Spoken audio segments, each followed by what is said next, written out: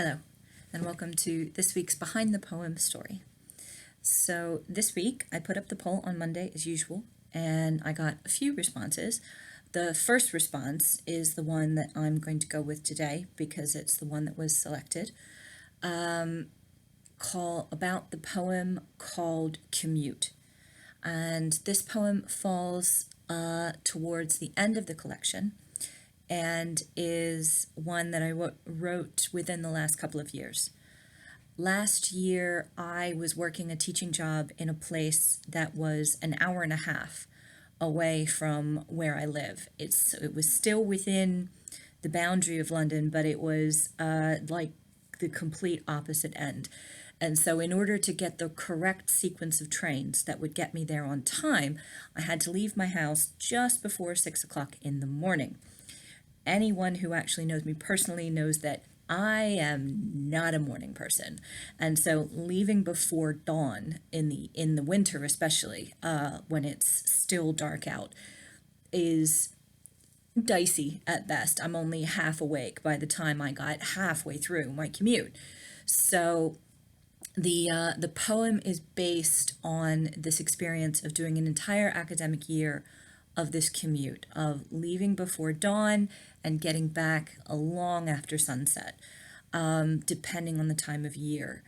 And this hour and a half commute was actually not the worst commute I've ever done. I have done an hour and a half commute before. The previous hour and a half commute that I did nearly kill me because it took me through central London.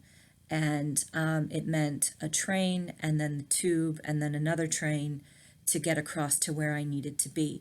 And that was extremely unpleasant because rush hour in the morning on the tube is completely packed and everybody's grumpy and nobody wants to be there and there's almost never a place to sit down. So, that was the worst commute I ever did. The difficulty with the commute I did last academic year was the timings had to be right. It wasn't that I needed to take the earliest train to escape the crowds or miss the rush hour, and I wasn't going through central London. It was two trains. It was one train to Clapham Junction, and then it was another train from Clapham Junction to Watford Junction. It was that to get the right one, I had to leave early in the morning because there was only one train an hour that was in any way efficient. So I felt that I should use that time. Anyone who commutes on any distance, especially teachers, knows that, that's an hour and a half of time that you should be doing something. We feel like we should be doing something when we commute for a long period of time, working on a report, marking some books, reading emails, responding to emails, writing schemes of work, writing lessons, working on lesson plans, any number of things that we could be doing, especially because the second train usually had seats. Those seats usually had tables. And because in the morning I was going out from London, those were pretty much guaranteed seats and people were not filling them up. So we would have had a table as well as a seat sometimes. I also, as part of my, morning routine, have to have coffee. It is for health and safety of everyone else in my vicinity that I have coffee in the morning. And so I don't really function well with them. And, when I'm getting up in the morning and my first train involves me taking a picture of the moon that's still out, coffee is even more vital. The problem with me not being able to function without coffee or me not being a morning person is that using that time in the morning is not really possible. I was forced to kind of stop thinking, which, while may seem to be a little bit of a waste of time, especially anyone who works in a job where they have to commute and they always have a lot of work and always have to make the best use of their time, being forced to stop thinking because any thinking that you do will be flawed is actually quite good for you. Being forced to sit on the train and just be, just exist, moving from one spot to another, from here to there, without feeling it necessary to do anything was almost like an indulgence. It was really, really good. And the whole concept, people used to say, oh, you're so crazy for doing that kind of commute. This is where my American roots kind of assert themselves. American distances are very, very different.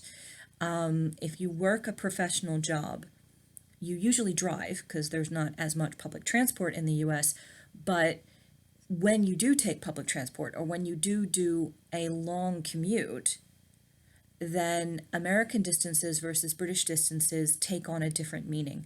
A professional job that you really enjoy and that you do have to do a commute for, the commute can be anywhere from half an hour to an hour as normal.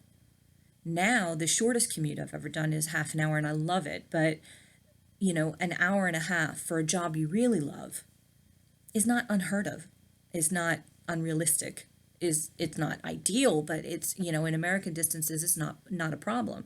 So no matter how many years I live here, there are still certain things about my upbringing that don't bother me about British society. So going from here to there in an hour and a half, and being forced to stop thinking, being forced to just take a step back, to process, to chill, and just kind of live in that environment was good for me.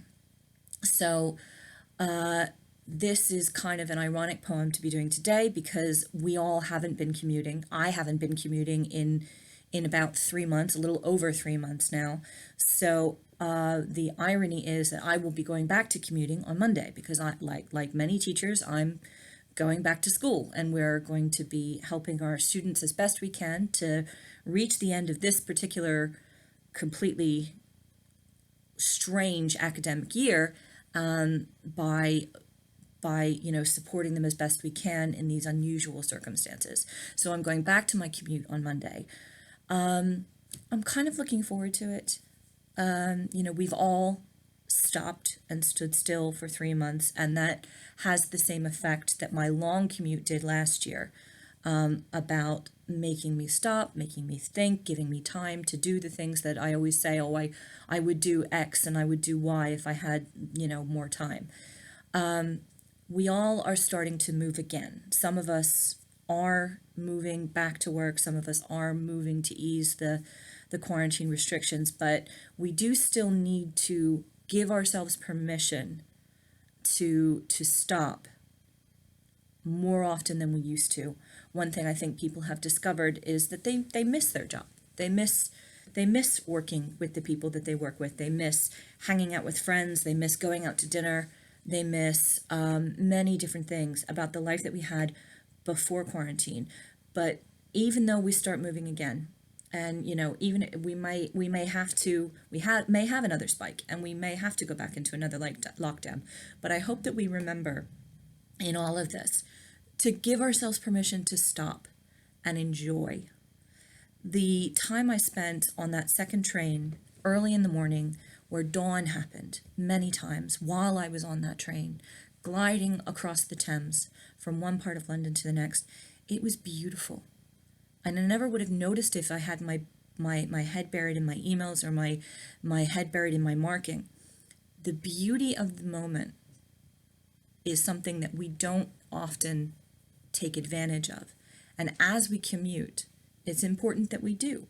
Because if we don't give ourselves permission to enjoy that beauty, if we don't give ourselves permission to stop and just be, we're working to live and not living to work, or we're not enjoying the life that working allows us to have by providing us with income.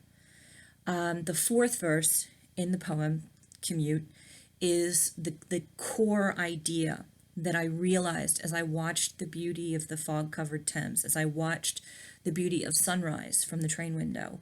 The fourth verse is where I talk about and try to capture the potential of traveling, the potential of a commute, that moving and changing trains from one train to the next, that transition, and waiting for the next train or waiting for the next movement, even while you're sitting on the train and you're waiting to get to your destination for the day.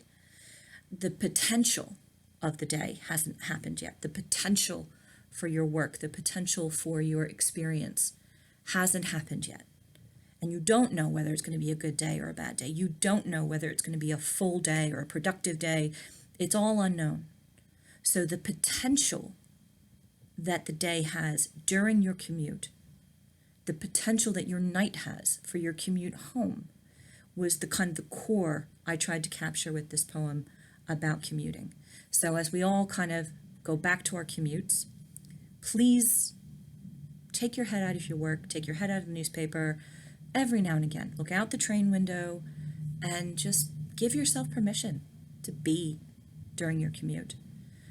When you get to your next destination, when you get to changing trains, you'll be much better for it. At least I was. So I hope that you have enjoyed hearing the inspiration behind my poem Commute. I will put up a photo I took during one of those commutes, as well as the video I'm recording now, so that you can join me in thinking about commutes and how we can just be during them. Bye.